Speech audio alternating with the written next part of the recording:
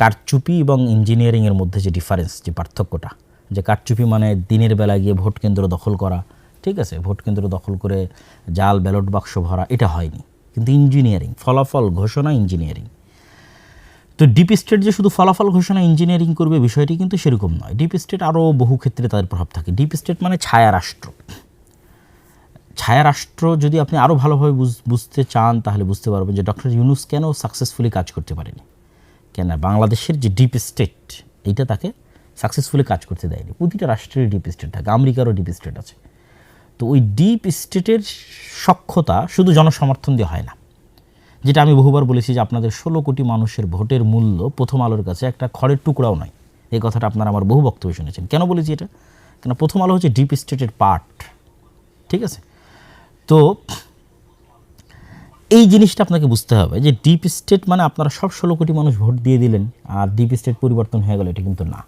Deep state মানে বহু বাইরের এমবেসি, তাদের সাথে যোগাযোগ, দেশের মধ্যেকার অসংখ্য প্রতিষ্ঠান যেমন আর্মি, সেনাবাহিনী, ঠিক আছে, এস্টাবলিশমেন্টের মধ্যে যারা আছে, বড় বড় ব্যবসায়ী, এর মধ্যে মাফিয়ারাও থাকে, ঠিক আছে। এক কথা স্থায়ীভাবে যারা দেশের স্টেক হোল্ডার, বড় বড় শক্তিশালী প্রতিষ্ঠান, মিডিয়া হতে পারে, তো তাদের যতক্ষণ আপনি আস্থা অর্জন না করতে পারবেন বহির্বিশ্বের সেনাবাহিনীর, দেশের অভ্যন্তরের শক্তিশালী প্রতিষ্ঠানের, ততক্ষণ 16 কোটি মানুষ ভোট দিলেও আপনি ক্ষমতায় আসতে পারবেন না। এটা গণতন্ত্রের নিয়ম, গণতন্ত্রের একটা সিস্টেম, আপনাকে আসতে দেওয়া হবে না। এই সিস্টেম, এই কাঠামো যতদিন থাকবে ততদিন এটাই ঘটবে। তাহলে আপনাকে আস্থা অর্জন করতে হবে তাদের। তো সেক্ষেত্রে এখন আপনি বলবেন যে ভাই আপনি তো শুধু হতাশ করেন গণতন্ত্রের বিষয়, তাহলে যারা গণতন্ত্রের রাজনীতি করতে চায় তাদের কি কোনো আশার জায়গা নাই? আছে। যারা গণতন্ত্রের রাজনীতি করতে যান তাদের জন্য আজকে আমি নিরেট একদম খালেস অন্তরে একটা পরামর্শ দিই। গণতন্ত্রের রাজনীতি করেন, ইসলামের নামে গণতন্ত্রের রাজনীতি করলে কোনো দিন সাকসেসফুল হতে পারবেন না। ইসলামকে শুধু দাওয়ার জায়গায় রাখেন, শুধু দাওয়াতের জায়গায় রাখেন। এবার রাজনীতি করেন, আপনি বলবেন তাহলে তো আপনি ইসলামকে রাজনীতি থেকে দূরে করে দেন। দূরে করতেছি না, আপনি তো মুসলমান। যারা বিএনপির জয়লাভ করলো তাদের মধ্যে কয়জন হিন্দু আছে? আপনি খুঁজে দেখেন দেখি কয়জন হিন্দু আছে। জামাতের তো একজন হিন্দু ছিল। তাহলে বিএনপির যতজন বিজয় লাভ করলো তাদের 99% মুসলমান। শুধু কি মুসলমান, আমি এমন 2-1জনকে চিনি যারা 5 ওয়াক্ত সালাত আদায়কারী, 5 ওয়াক্ত সালাত জামাতের সাথে আদায় করে, অন্য মানে গণতন্ত্র বাদে অন্য আর সকল বিষয়ে সর্বোচ্চ বিশুদ্ধ আকীদা লালন করে, ঠিক আছে। এরকম অসংখ্য জনকে আমি চিনি যারা এই নির্বাচনে যারা জয়লাভ করে এসেছে বিএনপি থেকে।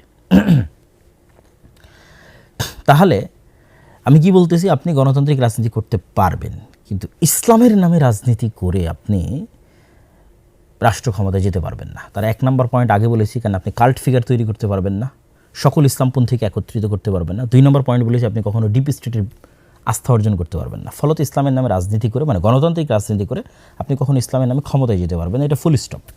তাহলে আপনি তো মুসলমান, আপনি রাজনীতি করতে পারেন।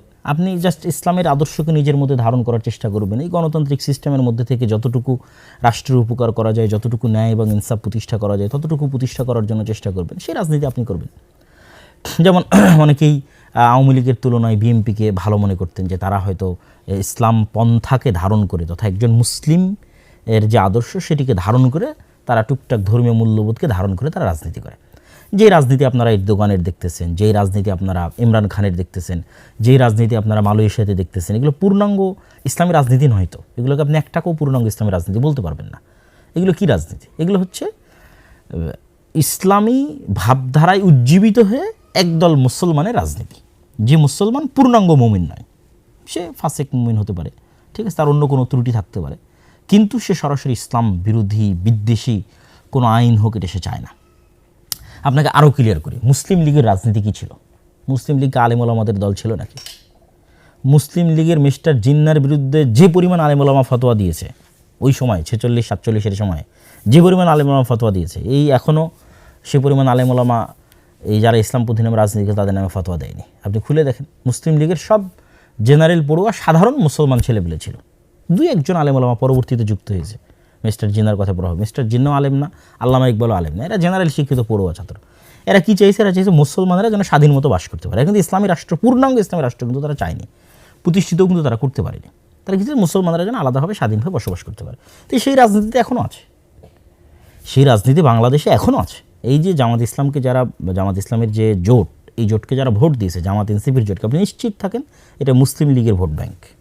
তথা 1947-এ যারা মুসলমানদের আলাদা দেশের জন্য ভোট দিয়েছিল, এরাই এই 2026-এ এসে বিভক্ত হয়ে কিছু বিএনপিকে ভোট দিয়েছে, কিছু জামাত এনসিপিকে ভোট দিয়েছে।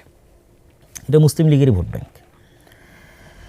এবং শেখ মুজিবুর রহমান নিজেও কিন্তু মুসলিম লীগ করতেন, তারপর আওয়ামী মুসলিম লীগ। তো আপনাকে মাথায় রাখতে হবে কি, যে আপনি যদি বাংলাদেশে রাজনীতি করতে চান, আপনি ইসলামের নামে রাজনীতি করে, গণতান্ত্রিক ইসলামের নামে গণতান্ত্রিক রাজনীতি করে ক্ষমতায় আসতে পারবেন না। আপনাকে কিসে রাজনীতি করতে হবে? মুসলমানদের রাজনীতি করতে হবে। যে একজন মুসলমান, সে ইসলামের বিরুদ্ধে বিদ্বেষী কোনো কথাবার্তা বলবে না, সেই সিস্টেমকে, গণতন্ত্রের এই কুফরি সিস্টেমকে মেনে নিয়েই এর মধ্যে টুকটাক ভালো মানুষকে নিয়ে আসার জন্য চেষ্টা করবে, সেই রাজনীতি করবে। তা বলবেন তাহলে এই রাজনীতি কারা করবে? দেখেন, আমি যে তত্ত্বের কথা বলতেছি, এই তত্ত্ব যে সঠিক তত্ত্ব, তার প্রমাণ ভারতই আছে। ভারতের আরএসএস, শিবসেনা, বাজরাং দল, ঠিক আছে, এরা কিন্তু নিজেরা যেহেতু কট্টর উগ্র হিন্দুত্ববাদী বিশ্বাসী, ফলত তারা জানে যে কট্টর উগ্র হিন্দুত্ববাদ দিয়ে মানুষের ভোট নিয়ে তারা বিজয় অর্জন করে ক্ষমতায় আসতে পারবে না। তখন আরএসএস, শিবসেনা, বাজরাং তারা কী করেছে? তারা তাদের মডারেট হিন্দুদের দিয়ে আরেকটা নতুন রাজনৈতিক দল তৈরি করেছে, তার নাম বিজেপি। বিজেপি একটা রাজনৈতিক দল, এইটা সরাসরি উগ্র হিন্দুত্ববাদ তার মেইন মতাদর্শের মধ্যে আছে, লিখিতভাবে এরকম নয়, বরং তারা আরএসএস কর্তৃক নিয়ন্ত্রিত হয়। আরএসএস কট্টর উগ্রবাদ, তারা বাজরং দল, শিবসেনা কর্তৃক নিয়ন্ত্রিত, তারা কট্টর উগ্রবাদ। কিন্তু বিজেপি তারা সাধারণ হিন্দু, খুব যে হিন্দু ধর্মকে খুব ভালোভাবে মেনে চলে, খুব আল্লাহ, মানে তাদের হিন্দু ধর্মের দিক থেকে খুব হিন্দু ধর্ম মেনে চলে, এরকম কিন্তু সতী সাধু এরকম কিন্তু নয়, ঠিক আছে। তো সেক্ষেত্রে এই যে জামাত ইসলাম সহ আর যারা ইসলামের নামে রাজনীতি করতেছে, সেটা ইসলামী আন্দোলন বাংলাদেশের চরমনাই হোক, সেইটা জমিয়তে কি যেন ওলামা ইসলাম একটা আছে, আর অনেক ইসলামের নামে যারা রাজনীতি করতেছে বাংলাদেশে, তাদের সকলের উচিত হবে তারা এরকম সাধারণ জেনারেল শিক্ষিত মুসলমান সন্তানদের দিয়ে একটা রাজনৈতিক দল তৈরি করবে। যেই কাজটা বিএনপি তাদেরকে অতীতে করে দিত, তারা যদি মনে করে যে এখন বিএনপি ছাড়াও তাদের এরকম একটা রাজনৈতিক দলের দরকার আছে, তাহলে এরকম একটা তারা সাধারণ মুসলমানদের এরকম একটা রাজনৈতিক দল তৈরি করবে, যেমন এনসিপি হতে পারে সেই রাজনৈতিক দল, যারা সরাসরি ইসলামী রাষ্ট্র প্রতিষ্ঠার রাজনীতি করবে না, কিন্তু এই দেশের মুসলমানদের, স্বাভাবিক মুসলমানদের যে অধিকার রক্ষার কথা সেটা বলবে, যেমন ওসমান হাদি করতো, যেমন আমাদের জুলাইয়ের যে ছেলেমেয়েরা তারা করতেছে। এই ধরনের ছেলে মেয়েদেরকে যদি আপনি এগিয়ে দেন, তাহলে এরা হচ্ছে একটা কাল্ট ফিগারও তৈরি করতে পারবে।